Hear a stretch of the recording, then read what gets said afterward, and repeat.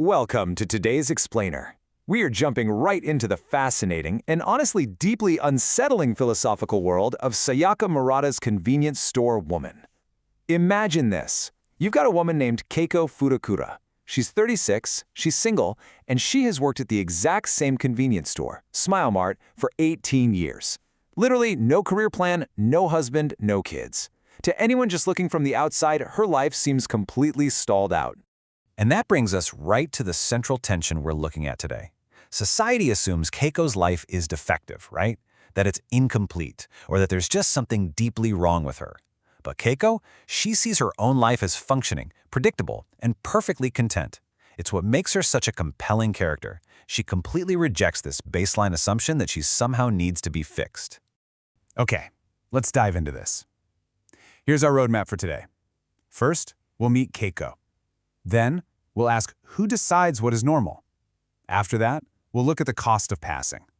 Fourth, we'll explore if the store is a refuge or a cage. And finally, where to explore the rest online. Part 1. Meet the convenience store woman. An unconventional life. So people are constantly asking Keiko questions. Are you going to get married? Are you worried about the future? Are you looking for a real job? Now, Keiko thinks these are all totally different questions. But as her former coworker Miho points out, they're really just different versions of one single demand. And that demand is, when are you going to become like us?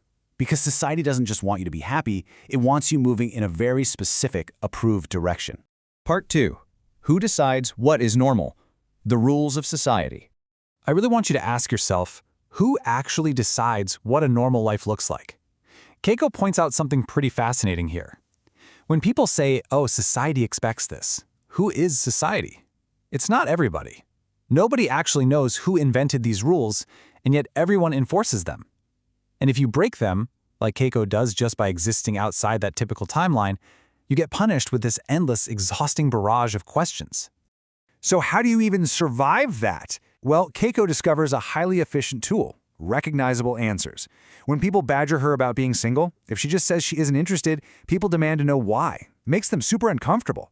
But if she says, I haven't met the right person, boom, the conversation instantly ends.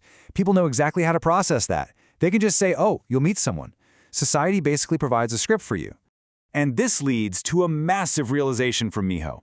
People claim they want honesty, right? But the truth is, most of the time, they really only want an answer they recognize. Giving an expected answer isn't actually about being honest. It's a survival tactic.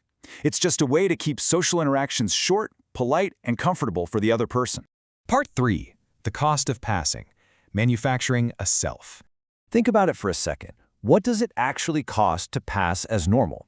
For someone who doesn't intuitively grasp society's unspoken rules, looking normal requires an immense, totally invisible amount of manual labor. Keiko literally has a step-by-step strategy for manufacturing a self. Step 1, watch the people around you. Step 2, copy their clothes. Step 3, mimic their expressions and tone of voice. Step 4, deploy those recognizable answers we were just talking about. Now, it sounds robotic, right? But Keiko argues that this is literally just how learning works. Even children learn by copying. New employees learn by copying. So why is her copying viewed as defective? And Keiko delivers this punchy, brilliant question that just stops everyone in their tracks. How do people know who they are before they act? You see, Miho assumes there's this true, untouched private self hiding beneath the performance, but Keiko challenges this entirely. If our parents, our friends, and our jobs shape us, does a pure, private self even exist for anyone? Or is everyone just a giant accumulation of the things they've copied? This creates a really stark contrast between Keiko and Shiraha, who's this deeply cynical coworker of hers.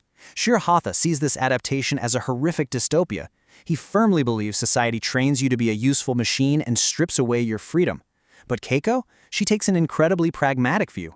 She believes everyone manufactures themselves just to survive. I mean, even Shiraha changes his clothes and vocabulary for job interviews. To Keiko, adapting isn't a failure of authenticity, it's just basic navigation. Part 4. Refuge or a cage. The convenience store. So, is Smile Mart saving Keiko, or is it consuming her entirely? Most people look at an 18-year stint in a part-time retail job as a terrible trap. But for Keiko, the convenience store offers something that the outside world completely denies her. Consider what the store actually gives her: clear instructions, timing, sounds, predictability. The beep of the scanner tells her a transaction is moving. The door chime tells her exactly when a customer enters. And her script tells her exactly what to say. Welcome. Outside the store, the rules are hidden, confusing, and constantly shifting. But inside, the rules of existence are explicitly written down in a manual. While others feel suffocated by the rigid rules of retail, Keiko asks a really profound question. What if this is where I breathe? For someone who finds the unwritten rules of society completely exhausting, being in an environment that tells you exactly how to succeed, that is the ultimate form of peace. Shiraha is absolutely disgusted by this. He calls the store a cage you've learned to love. But Keiko flips the metaphor beautifully. She essentially asks, is a cage really a cage if it tells you exactly where everything belongs? If a cage is literally the only place you can safely inhabit and function without being punished by confusion, maybe it's actually a refuge. And then Keiko turns this logic right back on Miho, and really by extension on us. If the store disappeared, who would Keiko be? She asked Miho. Would you know who you were without your family, without your job, without your friends? If we remove the systems that normal people build their identities around, would their identity stay the same? No, of course not. So why is Keiko's dependence on the convenience store viewed as a sickness just because it's an unfamiliar dependency? Part 5. Explore the rest online. The debate continues. This philosophical clash over surviving the system versus refusing it is just getting started. By the end of this journey, we have to ask ourselves, is Keiko truly free because she chooses the store on her own terms? Or is she simply choosing the only system she actually knows how to survive? We've unpacked some massive questions today, covering those core topics of Keiko's identity, the illusion of normal, and the true cost of passing. But there is so much more to this brilliant analysis.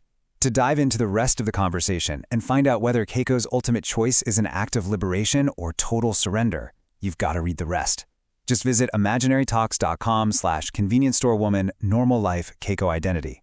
Seriously, check it out and ask yourself, does freedom mean making zero compromises, or does it mean finding a system where your compromises actually work for you? Thanks so much for joining today's Explainer.